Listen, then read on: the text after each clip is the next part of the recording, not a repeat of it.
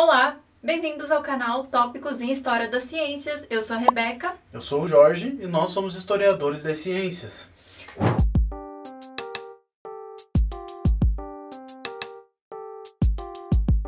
No vídeo de hoje, nós vamos falar sobre como podemos enquadrar as doenças na história.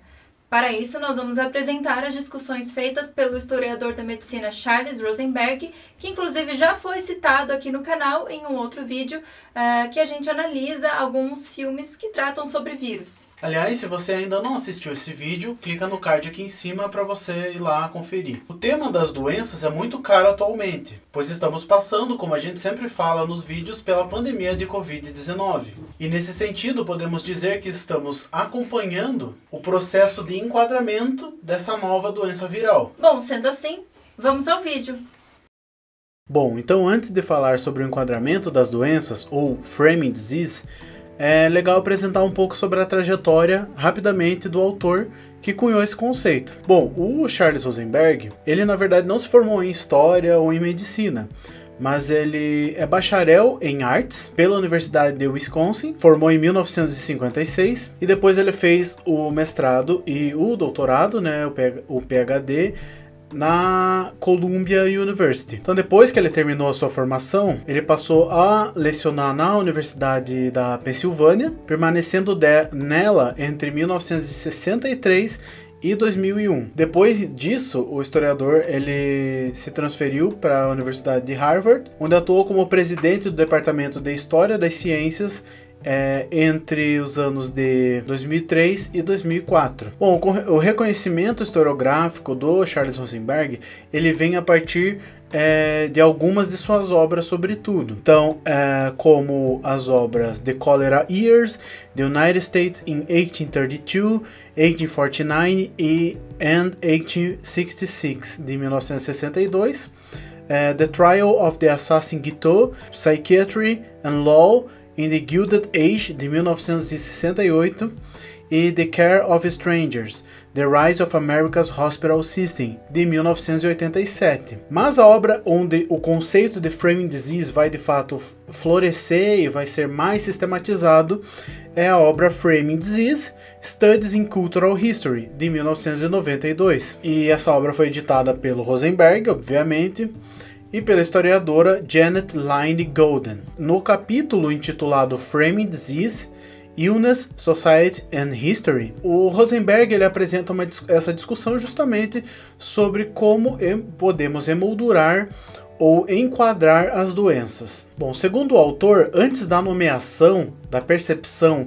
e do diagnóstico de uma doença, para os pacientes existe apenas o sofrimento. Então, uma vez que a doença existe, enquanto uma entidade empírica, depois que ela foi nomeada e percebida pelo paciente e pelo médico, ela vai servir como um fator estrutural na sociedade, pois ela vai mediar essas relações e ela vai ter agência social. Bom, Rosenberg ele também reflete sobre a relação determinante entre o médico e o paciente para o enquadramento das doenças, pois a doença, ao ser enquadrada, ela é mediada por estigmas, por preconceitos e por todas essas condições históricas e sociais presentes nessas relações entre médico e paciente. Bom, Rosenberg escolhe o termo frame ao invés de construção, com o objetivo de aprender todos os aspectos que caracterizam a doença, pois, segundo o autor, a ideia de construção ela não explicaria certas questões relacionadas ao objeto e focaria então apenas em aspectos sociais. Para Rosenberg, essa perspectiva de análise ela poderia levar a um certo relativismo. Então, nesse sentido, Rosenberg ele faz uma crítica ao construtivismo e isso tem relação com o contexto historiográfico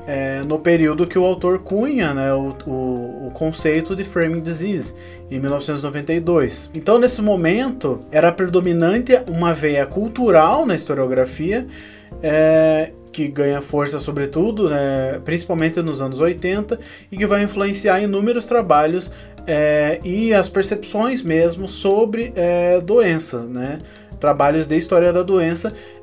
Inclusive o próprio Rosenberg ele não foge disso, porém ele avança um pouco, ou enfim, ele se diferencia fazendo algumas críticas em relação a uma visão muito e unicamente cultural do fenômeno doença. Então vejamos, por exemplo, o comentário de Jacques Le Goff, que é um importante nome, né, da historiografia francesa, sobre a historicidade das doenças, em sua obra As Doenças Têm História, de 1985.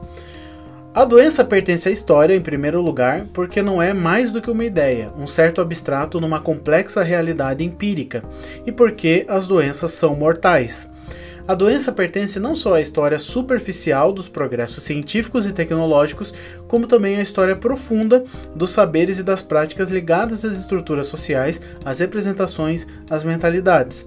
Desde a Idade Média, o jogo da doença e da saúde joga-se cada vez menos em casa do doente e cada vez mais no palácio da doença, o hospital. Bom, como podemos perceber nessa citação, o Le Goff ele enfatiza a importância da história dos saberes e das práticas ligadas a estruturas sociais, ao imaginário, a representações, às mentalidades, e enquanto diminui a relevância histórica de saberes ou de conhecimentos que ele chama, né, de progresso científico e tecnológico, que seriam, portanto, superficiais. Ao fazer isso, Le Goff pontua distinções entre o que seria científico, e nesse caso da discussão sobre doença, biológico, e o que seria social e cultural, né? Ele faz essa distinção, e é nesse ponto que o Rosenberg entra. Bom, diferentemente do Le Goff, Rosenberg entende que as doenças devem ser compreendidas tanto ontologicamente quanto fisiologicamente, ou seja, social e biologicamente, sem ter de necessariamente separá-las. De acordo com as suas próprias palavras, muito tem sido escrito nas últimas 2 décadas sobre a construção social das doenças, mas, em um certo sentido, isso não é mais do que uma tautologia, um restabelecimento especializado do truísmo de que homens e mulheres constroem a si mesmos culturalmente, assim como a doença.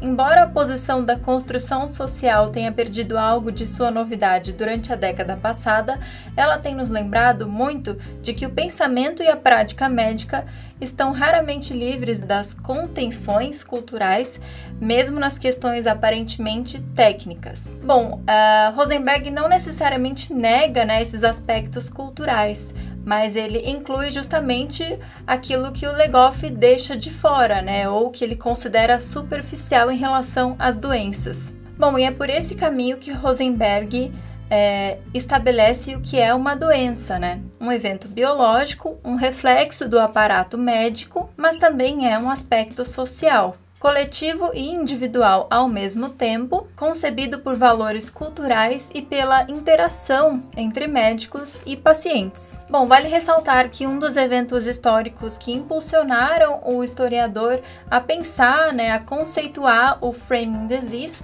foi justamente a epidemia de HIV e AIDS que aconteceu durante os anos 80. Inclusive, nós comentamos sobre essa epidemia no vídeo que nós já citamos aqui sobre os vírus no cinema. Inclusive, a gente chegou a falar um pouco do Rosenberg nele. Pessoal, se vocês estão gostando desse vídeo, deixa aí seu like, se inscreva no canal se você não for inscrito.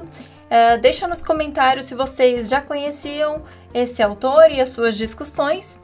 Se não, se vocês gostaram, se elas vão servir de alguma forma porque vocês estão pesquisando, ou, enfim, se vocês pensaram em pesquisar alguma outra coisa nova a partir desse vídeo. Bom, mas como um autor de seu tempo, Rosenberg não deu conta de estruturar um conceito que pensasse em doenças de todos os seres vivos. O seu trabalho é justamente situado, né, e específico sobre as doenças humanas, e apesar dele chegar a citar as doenças animais, ele acaba não desenvolvendo muito desse aspecto no seu texto.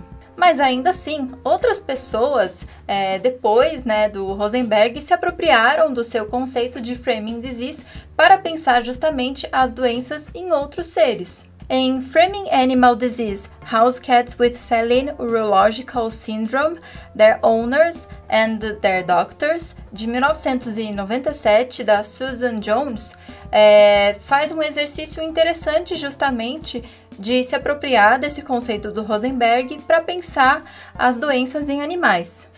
Inclusive, a autora que escreveu esse texto, ela chega a usar, né, o termo Framing Animal Disease, fazendo essa referência ao termo do Rosenberg, mas expondo justamente essa necessidade de olharmos para as doenças de outros seres vivos, como os animais, e percebermos as suas especificidades.